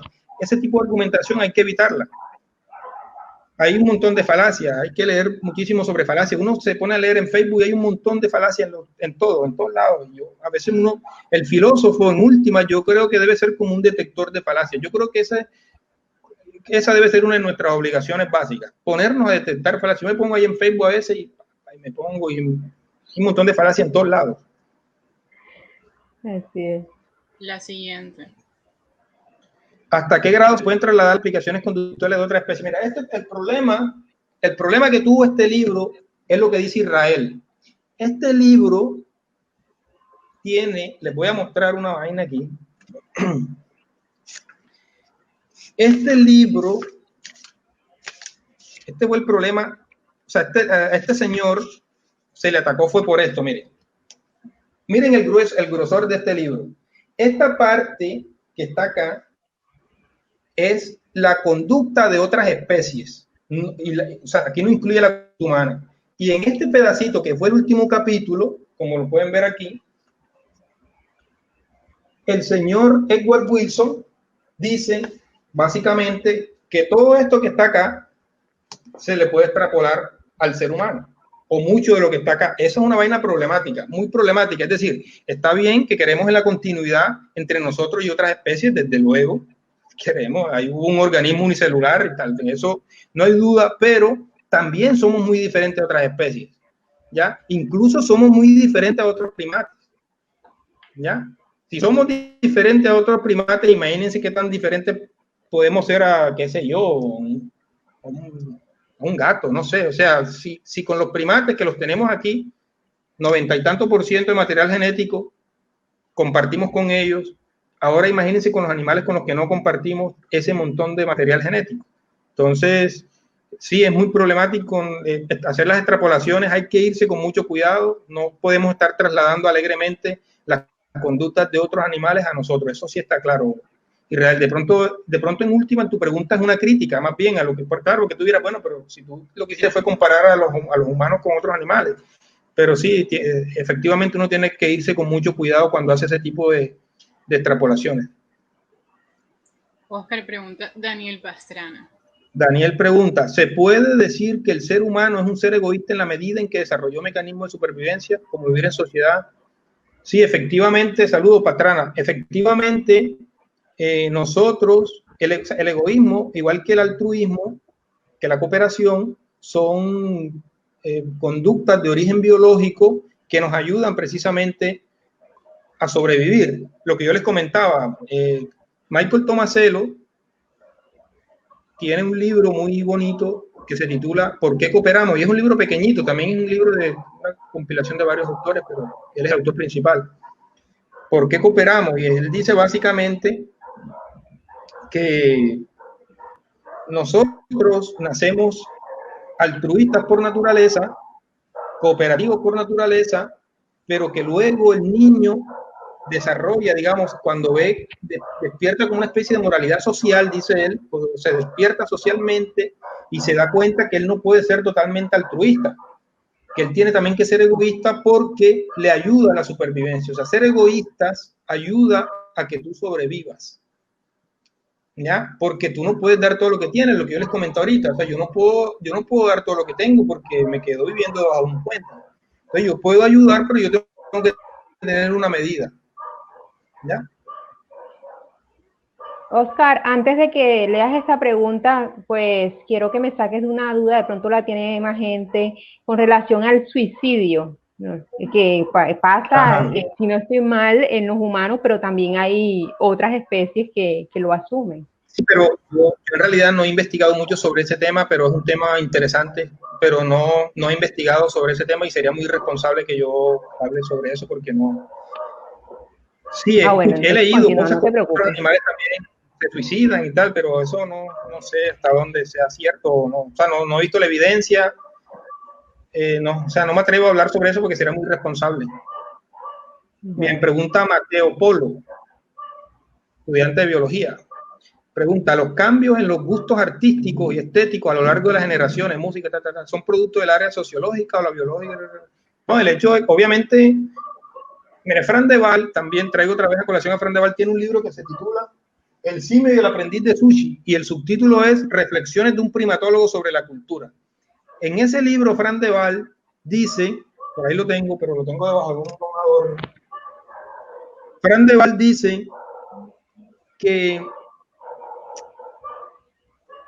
parece que el hecho de que a nosotros nos guste lo estético, parece que lo compartimos con otros animales parece que eso tiene posiblemente un origen biológico, pero obviamente los gustos dependen del ambiente cultural en el que tú vives.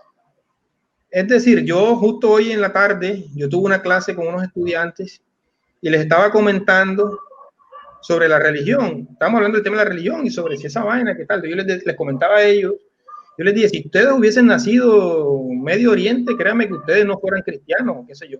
Entonces, ese tipo de cosas, o sea, eso no es tampoco vainas para alarmarse, pero efectivamente, yo creo, o sea, con la religión ocurre lo mismo, al menos en este sentido que con la música. O sea, al menos con la música, parece que tiene un origen de tipo biológico, pero obviamente te va a gustar la música del entorno cultural en el que tú te desenvuelvas y los gustos van cambiando desde luego.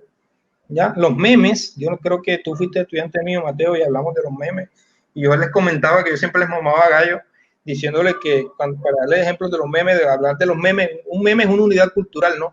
Que es exitosa o que no puede ser exitosa. Yo les decía que la colegiala de Silvestre Dangond no era exitoso, no es un meme exitoso afortunadamente, y después les decía que, qué sé yo, el Conde de Herido de Diomedes sí fue un meme exitoso, que tiene 30 años o más de 30 años y ahorita todavía sonando. Entonces, justamente ese tipo de cosas, yo creo que a medida que uno va avanzando en el tiempo, va cambiando los gustos. Bueno, a mí no ha ocurrido, yo al contrario, yo vi como para atrás, a mí la música entre más vieja me gusta, pero ya esos son gustos particulares y no generalidades, que es lo que trata propiamente estos temas. Sí, Oscar, mira, me llegó una pregunta por interno de Yair España y dice, ¿puedes hablar de fenocopia? ¿Puede algo sociocultural impactar el fenotipo de manera tal que se desencadene una modificación en el fenotipo? Disculpa, Lutari, es que te dejé de escuchar un momento. O sea, un momento quedó como en pausa la transmisión. ¿Me repites, porfa? Dale. ¿Puedes hablar de fenocopia? ¿Puede algo sociocultural impactar el fenotipo de manera tal que desencadene una modificación en el genotipo? Bueno, parece, según algunos investigadores, biólogos y psicólogos evolucionistas también, parece que efectivamente muchas de las cosas que nosotros vamos, o sea, parece, es lo que se conoce como la coevolución genes-cultura. O sea, parece, bueno, es indiscutible que la biología produce la cultura. O sea, eso es, mejor dicho, que el cerebro produce la cultura y el cerebro es un producto biológico, un producto que es resultado de la evolución por selección natural.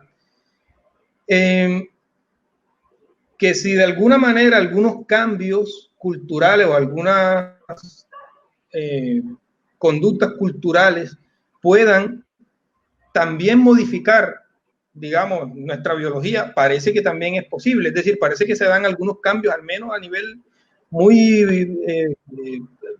es decir, no es tan claro, la manera no es tan perceptible, pero parece que hay algunas modificaciones incluso en las redes neuronales cuando se aprende cierto tipo de cosas, o cuando adquiere cierto tipo de arte, o cuando aprende cierto tipo de cosas nuevas y tal. O sea, parece que sí hay modificaciones incluso en nuestra propia biología cuando aprendemos cosas nuevas que son de tipo cultural, como algo artístico, por ejemplo.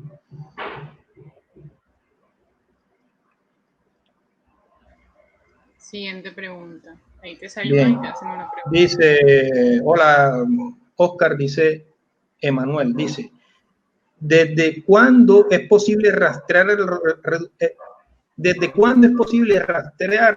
el reduccionismo cultural referente a la explicación del comportamiento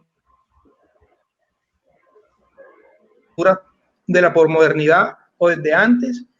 Pues no sé, no lo tengo claro, de esa historia de cuándo ese reduccionismo cultural, de creer que todo es cultural, no sé, pero obviamente eso debe ser desde antes, obviamente, del auge de la biología en la mitad del siglo XIX, sí, pero que sea desde el romanticismo y eso no lo tengo claro, no lo tengo claro, pero indudablemente es de antes de mitad del siglo XIX. Luc Carpenter dice, ¿qué explicación se puede dar para el desarrollo de la motivación humana a nivel biológico y social? ¿Qué explicación se puede dar? Bueno, hay ese tipo de, ¿cómo les explico? Es que hay una literatura sobre esos temas, pero es literatura que a mí no me gusta, porque yo cuando leo esa vaina, yo eso parece que yo estuviera leyendo como automotivación. ¿Cómo que se llama esa vaina?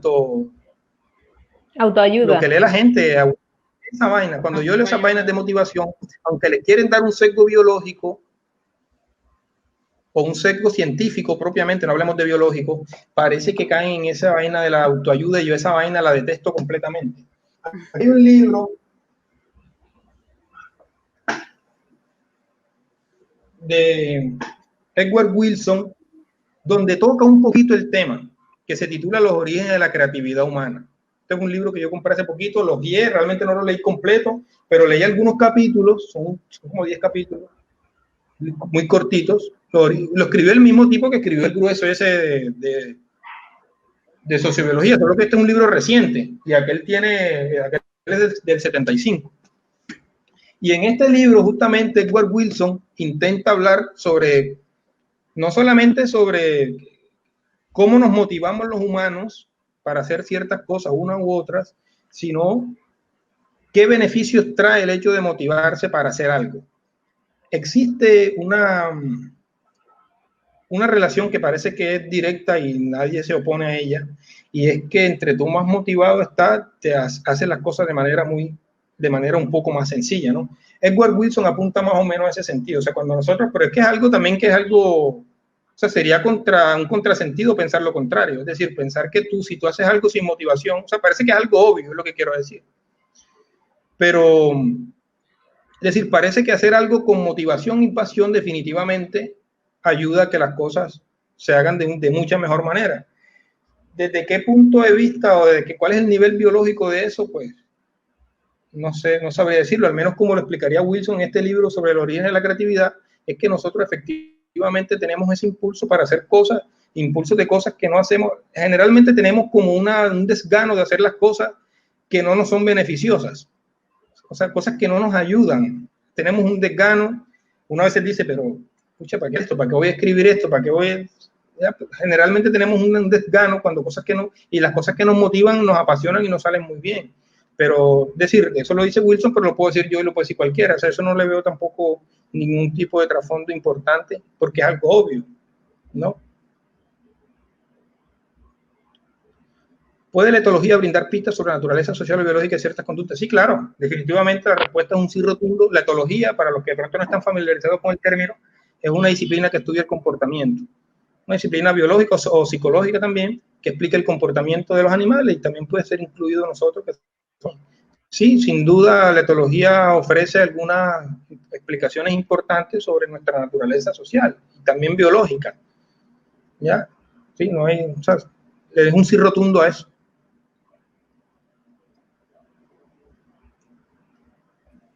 Bueno, estoy buscando. O sea, la etología justamente, desde la etología, o sea, básicamente yo creo que no mencioné la palabra etología en toda la presentación, pero la etología es la disciplina que estudia el comportamiento. O sea, la presentación mía de hoy fue desde una perspectiva etológica, sí. Sí, y tuviste en cuenta a Conrad Lorenz y eso. Lorenz, claro, porque Lorenz fue el padre, sí, sabemos que Lorenz fue padre de la etología. Y por padre de la etología.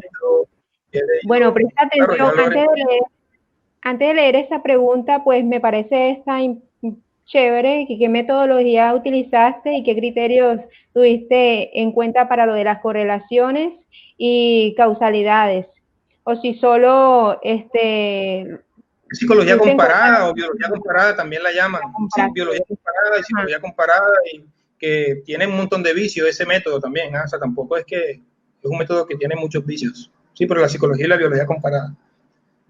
La biología comparada no tanto sirve, lo voy a decir ahora, para saber en qué nos parecemos a otros animales. Ayuda a saber en qué nos diferenciamos. O sea, en realidad lo importante de la biología y la psicología comparada es eso. No es tanto saber en qué me parezco yo a otros animales, sino qué hago yo que ellos no hacen y qué hacen ellos que yo no hago. En realidad eso es lo que es, para eso realmente es que se utiliza. Joaquín Reyes Gallego, desde Chile, dice: ¿cuál crees que es el impulso natural humano que más se ve castrado por el modo de vida propio del siglo XXI? No sé, eso habría que pensarlo bien, no sé, dar una respuesta así de sopetón, no sé. O sea, ¿cuál de nuestros impulsos se han visto castrados? No sé, no tengo ni idea ahora qué responderle. La promiscuidad, ¿no? No quiero decir algo como eso.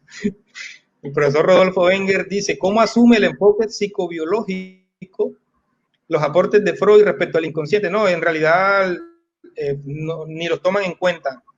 No los toman en cuenta. O sea, en realidad la psicobiología actual tiene a Freud como un pseudocientífico y Freud no se toma en serio. O sea, en estas investigaciones no se cita a Freud solo para criticarlo. Cuando, por ejemplo, en mi investigación de mi tesis, justamente cuando hablo del incesto y demás, es para criticar la posición de Freud. O sea, realmente lo que se dice es que el incesto, por ejemplo, es un impulso, tenemos ese impulso natural por evitar tener sexo o aparearme con personas que están muy cercanas a mí. Ni siquiera el grado de consanguinidad, sino con personas muy cercanas, incluso con personas que han sido criadas juntas, ¿ya?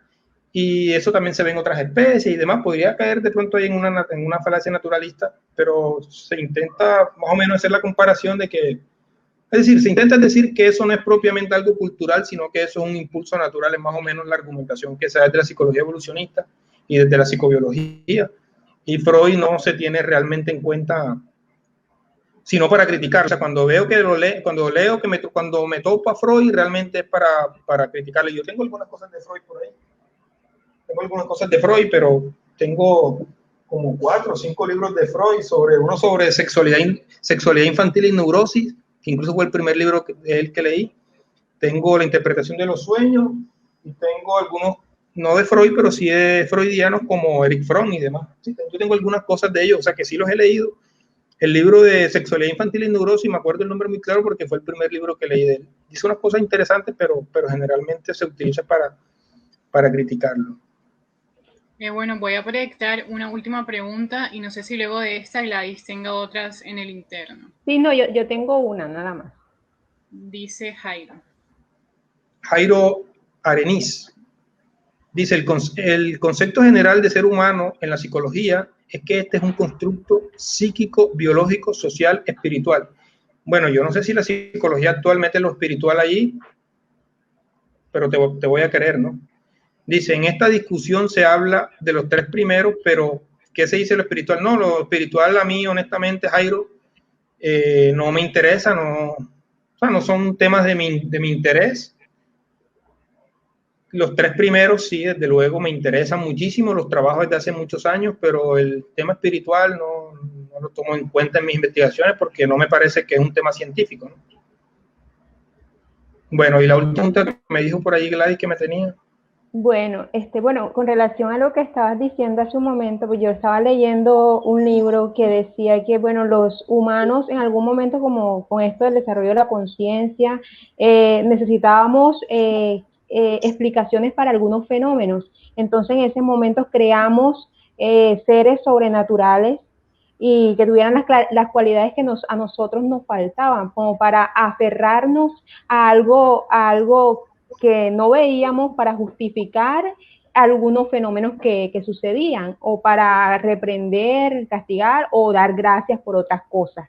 Eso como anotación. Y la pregunta es, ya hemos visto que hay una pugna aquí bastante grande sobre pues la biología y sobre la cultura, pero dime algo, ¿cómo consideras tú, así como madurando un poquito y vamos a dejar esto en el pasado y vamos a intentar armonizar? En pocas palabras y puntualmente, ¿cómo pensarías tú que es pertinente armonizar todas estos extremos que se tejen cuando se habla de las posiciones que se están argumentando y contraargumentando en este momento? Es que justamente lo que yo he intentado hacer y lo que he dicho y lo leí ahorita en mi libro para que vean que no es un invento mío de hoy, sino que yo lo tengo incluso en mi libro, es que yo considero que cuando uno va a investigar o a hablar sobre las conductas del ser humano en este caso, definitivamente no lo podemos hacer desde un solo extremo. O sea, tenemos que armonizar justamente las ciencias humanas y sociales, no le pueden dar la espalda a las ciencias biológicas, por ejemplo. O sea, no hay por qué. O sea, no tiene por qué haberse divorcio.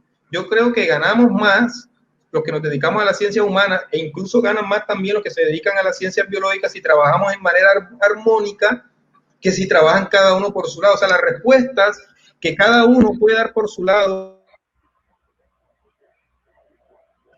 es como hablar desde una sola perspectiva. O sea, yo creo que los seres humanos somos justamente cultura y somos biología, y hablar desde un solo punto de vista es como hablar de un cascarón vacío. O sea, yo creo que necesariamente la investigación es más fructífera en la medida en que se armoniza, en que se hace. O sea, yo no creo que haya que crear el bando biologicista y el bando culturalista o sociólogo, como lo quieran llamar, o humanista. Yo creo que es justamente lo que tenemos que trabajar, porque como lo leí ahorita en mi libro, o sea, yo creo la biología sola no hace nada, ¿ya? Los genes solos no hacen nada, ¿ya? Y yo creo que el medio ambiente influye de manera bastante importante, o sea, de manera bastante importante y de manera bastante clara. Yo sí creo que en definitiva es muy pertinente que hagamos una conciliación y que no trabajemos cada uno por nuestro lado. Ya, y invito a los filósofos que están presentes aquí a que cuando vayan a hablar de ciertos temas como estos, que no necesariamente se tengan que plegar a lo que diga la biología, porque es que de eso no se trata. Yo lo que digo es que nosotros podemos entendernos un poco más nosotros mismos y en otras conductas si nos entendemos como los animales que somos y que nos comportamos como unos animales, ¿no?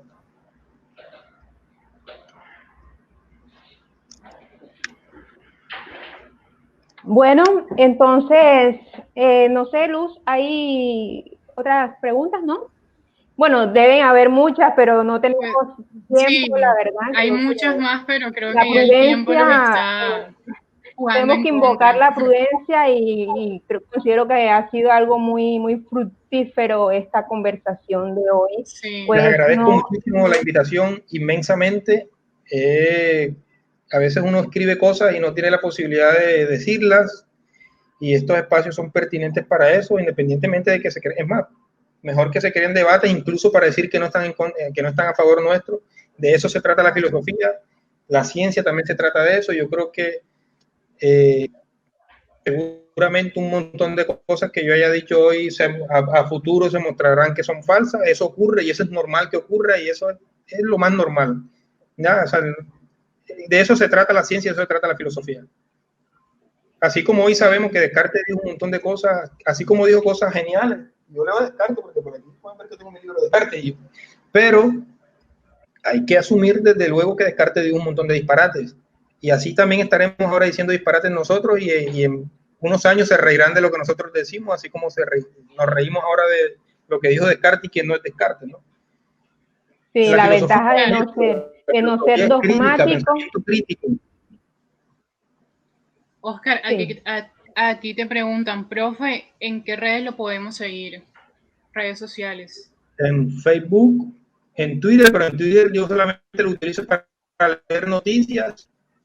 Yo generalmente no escribo nada en Facebook, porque en Instagram también publico son discos de mi música, que yo colecciono música y ya, cosas como eso. Por y te Facebook, encuentran como Oscar Caicedo. Oscar David Caicedo, Oscar David Caicedo. Y también comentarte, Oscar, que luego puedes leer todas las preguntas y pues toda la Ya leeré discusión la que se garrotera generó que me dieron. Ya, la garrotera que me dieron. mientras ibas hablando. Primero voy a cenar y No, después leo la garrotera. Muchísimas gracias. Estuvo muy bueno.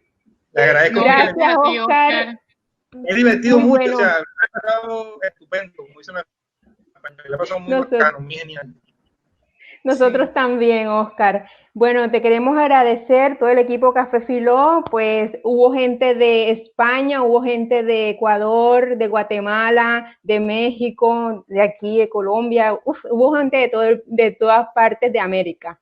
Entonces, pues estamos muy felices de que hayan asistido hoy a esta presentación, a este tema tan delicioso y tan problemático. Y bueno, nos encantaría que como hoy se conecten con nosotros el próximo jueves de septiembre.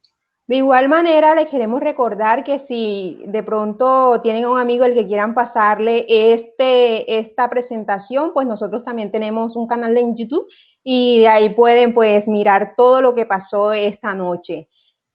Sí, bueno, en ese canal de YouTube recordarles que estamos subiendo estas conferencias que estamos teniendo de manera virtual para que puedan revisar todas las que hemos tenido a lo largo de este año. Entonces, que nos sigan en las redes sociales, estamos en Facebook, Instagram y YouTube como Café Filo Barranquilla. Bueno, muchas gracias y hasta el próximo último jueves de septiembre. Chao, chao. Chao.